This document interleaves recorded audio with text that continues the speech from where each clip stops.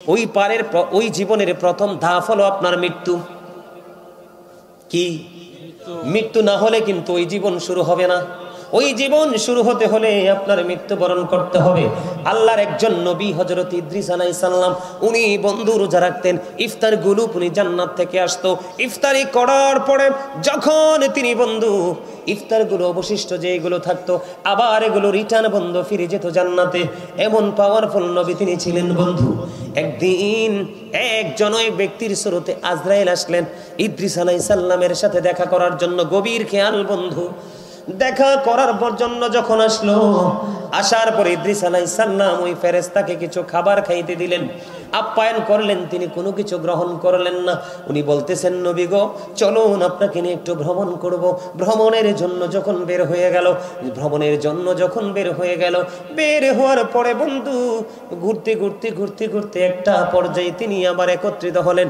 একত্রিত হওয়ার পরে এবার ইদ্রিস আলাইহিস সালাম ওনাকে প্রশ্ন করলেন, আপনি কি? কই আমি হলাম মৃত্যুদূত আজরাইল। কই কেন এসেছেন আমার কাছে? আমার কি মৃত্যুর সময় চলে আসলো নাকি? না না, আপনার মৃত্যুর সময় হয়নি। আমি আপনার সাথে বন্ধুত্ব একটা বন্ধন তৈরি করার জন্য এসেছি। জোরে জোরে বলুন না সুবহানাল্লাহ। একটা বন্ধন তৈরি করার জন্য এসেছি। এবার ইদ্রিস আলাইহিস সালাম তিনি বললেন, আমার সাথে বন্ধন করতে হলে আপনাকে 3টা শর্ত মানতে হবে। কয়টা শর্ত? প্রথম হলো আমাকে একবার মরণ দিতে হবে। ইদ্রিস আলাইহিস সালাম বললেন, আপনার তো মৃত্যুর সময় হয়নি, কই অনুমতি নিয়ে আসেন। মৃত্যুবরণ করার পরে আমাকে আবার পুনরায় জিন্দা করতে হবে।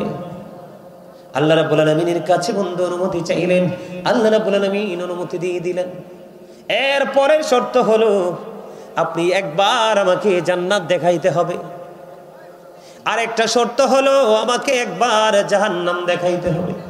নবী গো আপনি কেন একবার জান্নাত দেখতে চান?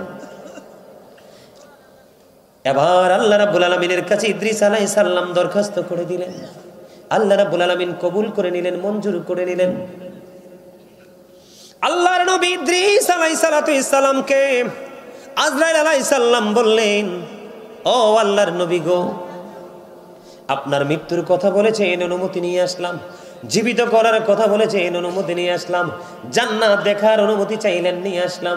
কিন্তু নবী আপনি আমাকে একটা কথা দেন, আপনি জান্নাতটা দেখার পরে ফিরে আসবেননি। জোরে বলেন না সুবহানাল্লাহ। আরো জোরে বলেন না সুবহানাল্লাহ। এবার কি করলেন? ইদ্রিস আলাইহিস সালাম কথা দিলেন। ইদ্রিস আলাইহিস সালাম বলেন, আজরাইল রে, ও আজরাইল, আমি কথা দিলাম রে, জান্নাত দেখার পরে আমি ফিরে আসব। কথা দিছেন? কয় হ। এবার আল্লাহর কাছে অনুমতি চাইলেন, আল্লাহ অনুমতি দিয়ে দিলেন। ওনার প্রাণ পাখি বন্ধু কবজ করা হলো, দেহ থেকে প্রাণ পাখি বের করা হলো। আবার ওনাকে পুনরায় ছোট্ট করে বলছি বন্ধু, সময় খুবই অল্প, আবার ওনাকে পুনরায় জিন্দা করা হলো। জিন্দা করার পরে এবার ওনাকে প্রশ্ন করা হলো, নবী গো আপনি তো মৃত্যুবরণ করেছেন, আবার আপনি পুনরায় জীবিত হয়েছেন, আপনি আমাকে বলে দেন আপনি মৃত্যুটাকে কেমন পেয়েছেন? আমি আপনাদের কি বুঝাইতেছি বুঝতে পারতেছেন না আপনারা? একটা এক্সাম্পল ছাড়া তো আপনাদেরকে বোঝানো সম্ভব না। এবার আল্লাহর নবী ইদ্রিস আলাইহিস সালাম প্রশ্নের সঙ্গে সঙ্গে উত্তর দিলেন, আহারে মরণ, আমার কাছে আমার মরণটা এমন মনে হয়েছে গো, জীবিত একটা প্রাণীকে অথবা জীবিত একটা মানুষকে, জিন্দা একজন মানুষকে পা থেকে চামড়াটা মাথা পর্যন্ত ছুলে ফেললে যেমন হয়, অথবা মাথা থেকে পা পর্যন্ত চামড়াটা তুলে ফেললে একটা মানুষের জিন্দা থাকা অবস্থায় যেমন লাগে রে, আমার কাছে মৃত্যুটাকে তেমনই মনে হয়েছে। এবার সঙ্গে সঙ্গে গায়ের থেকে আসলো আওয়াজ, আসলো যেই জীবনে যত প্রাণ পাখি কবজ করেছে এটার চেয়ে সহজে আর কোনো প্রাণ পাখি সহজে কবজ করা হয়নি। এবার আজরাইল উত্তর দিয়েছে, নবী গো আমি এই পর্যন্ত যত প্রাণীর জান কবজ করেছি এত আরামে এত এহসানে আর করিনি। আল্লাহু আকবার। আমি আপনাদেরকে এক্সাম্পল দিয়েছি বন্ধু বোঝার জন্য। নবী, আল্লাহর নবী, তাদের প্রাণ হরণ করা, তাদের জান কবজ করাতে একটা স্পেশাল নিয়ম তো আছে, ঠিক কিনা বলেন?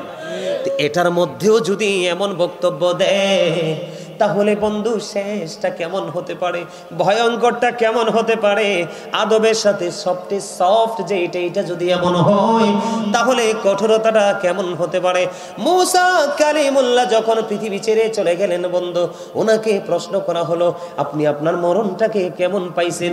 তিনি উত্তর দিয়ে দিলেন, আমি আমার মরণটাকে এমন মনে করেছি, আমার কাছে আমার মৃত্যুটাকে এমন মনে হয়েছে গো, আমার কাছে মনে হয়েছে জীবিত একটা চড়ুই পাখিকে উত্তপ্ত তেলের কড়াইয়ের মধ্যে ছেড়ে দিলে ওই চড়ুই পাখিটার যেমন অবস্থা হয়, আমি মূসার কাছে মরণটা ঠিক তেমনি মনে হয়েছে। জোরে জোরে বলুন আল্লাহু আকবার।